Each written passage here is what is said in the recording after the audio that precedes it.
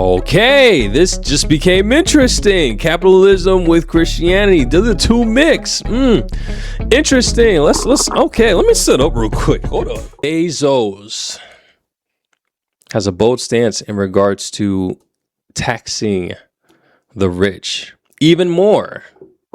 If you guys aren't aware, we have those in the political party like Mayor Mondani in New York, who has this platform off of getting back at Trump, a whole bunch of free stuff that now he's saying that isn't going to be free anymore, and taxing the rich so that we can get that free stuff. And it's causing a lot of issues. So let's go ahead and see exactly what is going on and what they're talking about.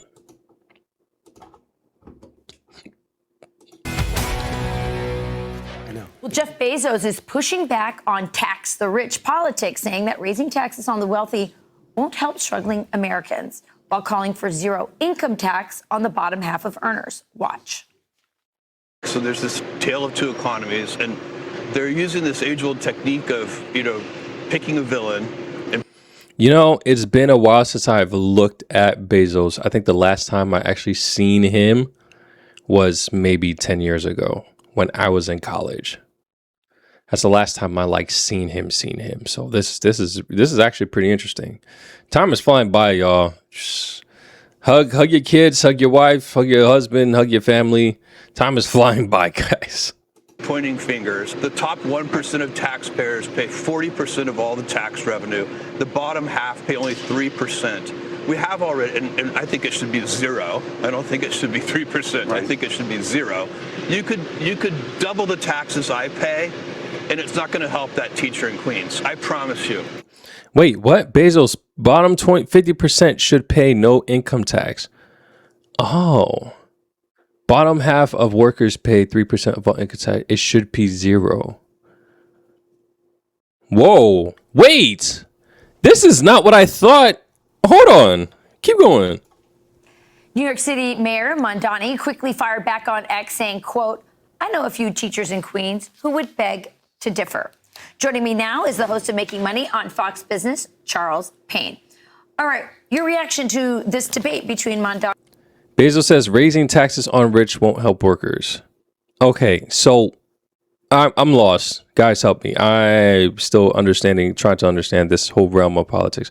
So Bezos is saying that taxing the rich won't help the workers, but he also just said that those below the tax bracket shouldn't be paying income tax. So how do we compensate for that? That's always the question when we're eliminating people from paying taxes. How do we compensate that money if they're not paying anything? Who's paying for that? And Jeff Bezos. Well, it's not going to new. be a trillionaire soon, maybe. No, the first trillionaire will be Elon Musk. Last night they filed their IPO, their paperwork for the SpaceX IPO. That's going to be the biggest financial event in decades, maybe ever. It's going to be the biggest IPO ever. So, and this is when we're going to hear this argument. It's going to go crazy when they say Jeff Bezos is officially a trillionaire. There's going to be a lot of Mondanis popping up all over this country, and they're going to be stoking the anger. Here's the problem. So, yeah, what Bezos said was right. The bottom 50% paid 2 to 3%, $913 on average. The top 1% pay an average of $537,000. The problem, though, is the Bezos of the world, they're so rich. And this is what's happening. They campaign, these politicians campaign using Bezos. It used to be Gates, soon it will be Musk. But what happens is they hurt small businesses, right? So if the top 1%, the average income is $3.1 million, take a plumber who files his taxes, right? And he's finally made $2 million, $3 million. But he started 40 years ago with just himself. Now he's got 7, 8, 10 trucks. He's hired a whole bunch of local folks. And you start to beat him up. Yeah. Because you're going after Bezos or Ken Griffin, who can pick up his entire company and move it from Chicago to Miami. The local plumber can't move his entire company. You're crushing the local economy. You're crushing the local economy. I totally agree, Charles. But I do think there's another piece.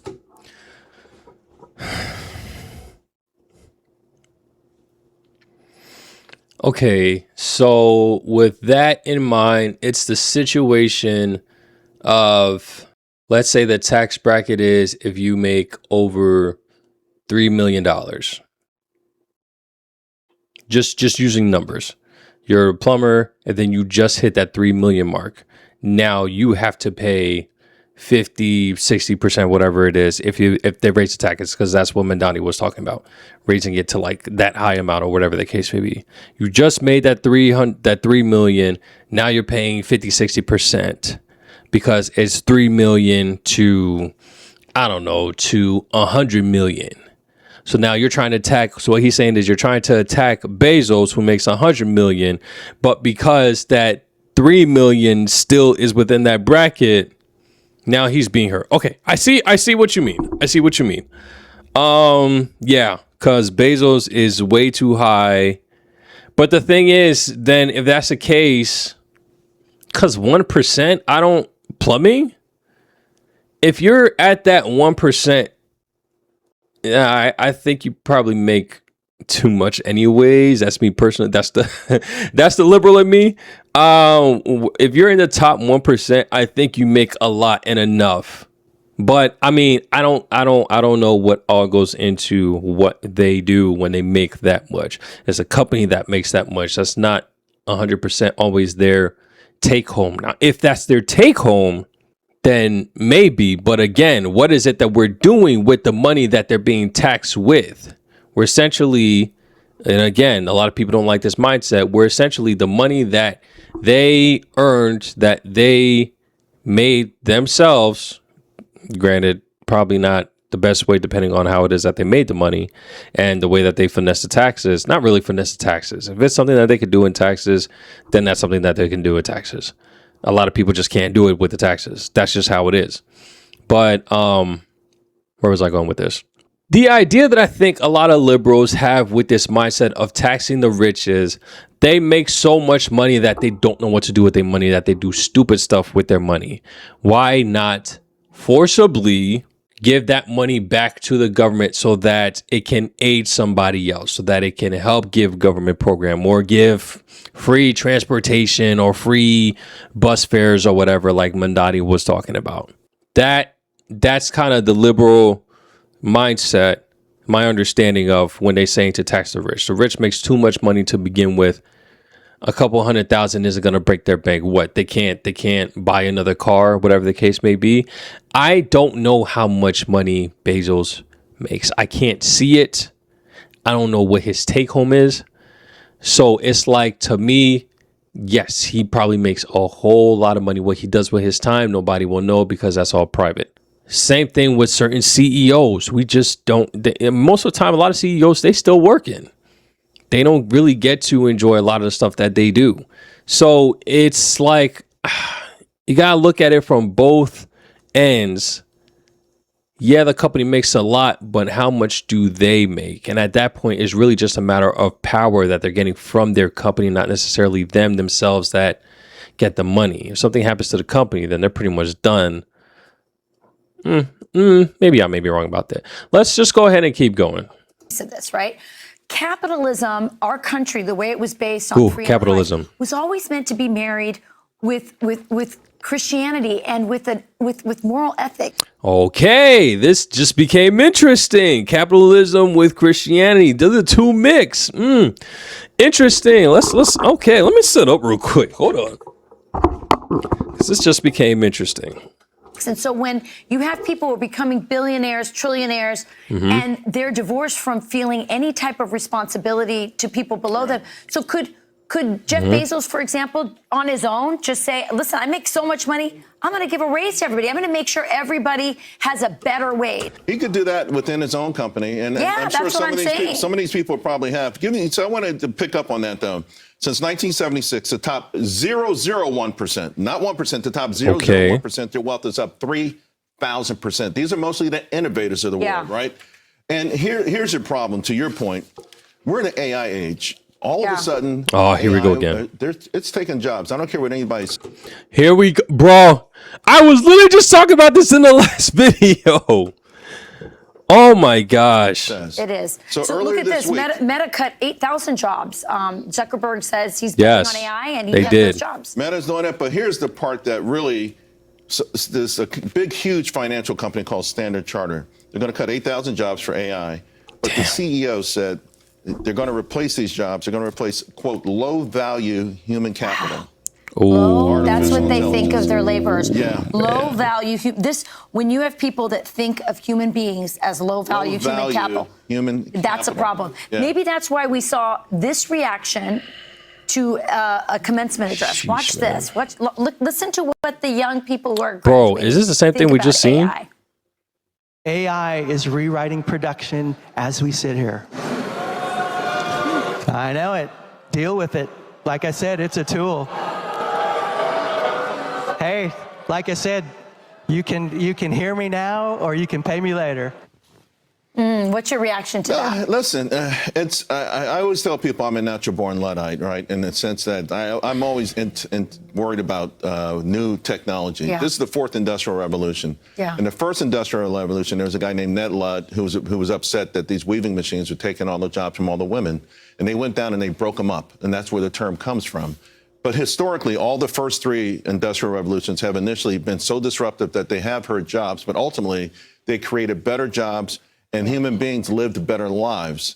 We hope that's the promise with AI. We want AI to be a tool. I don't see that with AI, though. People say within 5 years, 60% of the jobs that will exist don't exist at this very moment.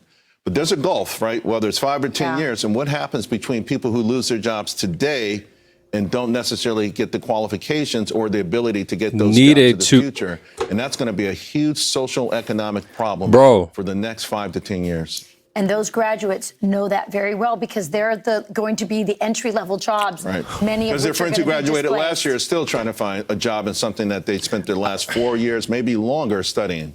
Yeah. Well, we need to think about this, and we need to think about it. That's crazy, y'all. And economically. Absolutely, absolutely. A lot of these CEOs never think about it spiritually. It's just the bottom line, and that might be where they run into some issues. Yeah. You need to have morality with capitalism. It works better that way. Yeah. All right. Thanks a lot, Charles. Thanks. Great conversation. Okay, guys. They literally just said everything that I said in the last video. If you didn't see the last video, go ahead and check it out. It was literally just about the commencement speeches and some of the teachers, like the one that we just seen here, or not teachers, the guest speakers that was talking about AI. And I went into more details of why they would be upset of AI. I didn't know that's where this video was going towards. I thought it was just talking about income tax. But it all just goes into capitalism.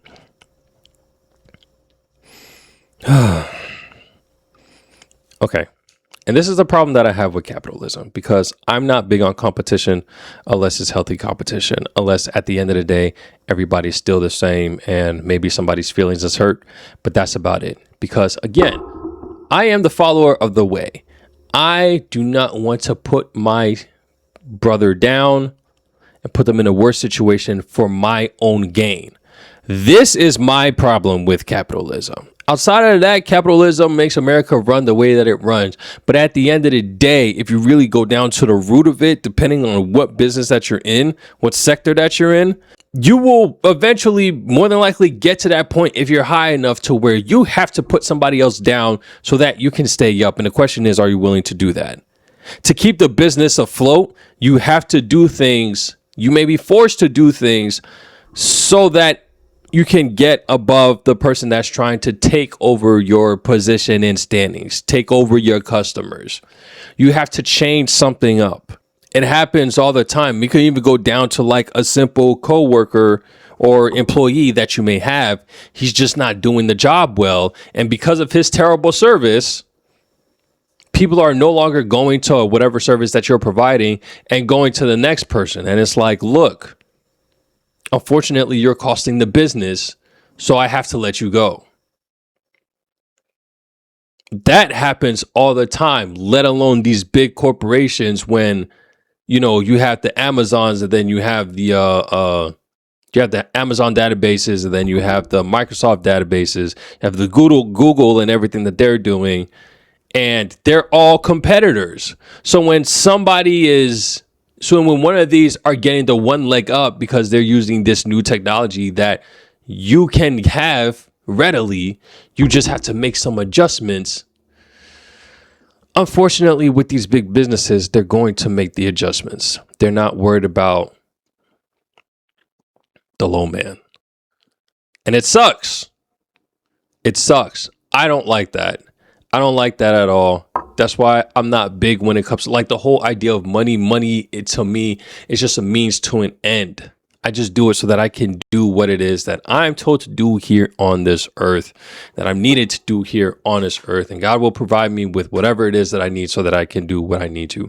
I don't need to go out there and search, high end and try to be the most biggest paid, because I wouldn't even know what to do with the money. If I get to a point where I have so much money that I don't even know what to do with it, then clearly I'm going to be given, like trying to find ways to give back to the community, to give back to plans and investments so that we can enrich and bring other people up, not just willingly give it away. It has to be, this is God's money that we're talking about. But a lot of people don't think like that. They're not going to think like that. A lot of these businesses, they're not going to think like that. Unfortunately enough, with this whole AI situation, as we could see with Meta, they were dropped because of a lot of jobs were dropped because of AI. I know a handful of people that work at Meta, and one of them was let go because of the recent issues with AI. And it's like, this is the world that we live in. Unfortunately, this is the next industrial revolution. And like the old guy was saying, normally it's tough starting off, but then eventually it helps America become greater. I don't know. I could be one of those skeptics from back in the day during the previous revolutions, but with this, I don't see this making America or the world greater. By no means. AI is low-key becoming an issue. But y'all let me know in the comment section what y'all think. I'm gonna catch you in the next one. Take it easy. Peace.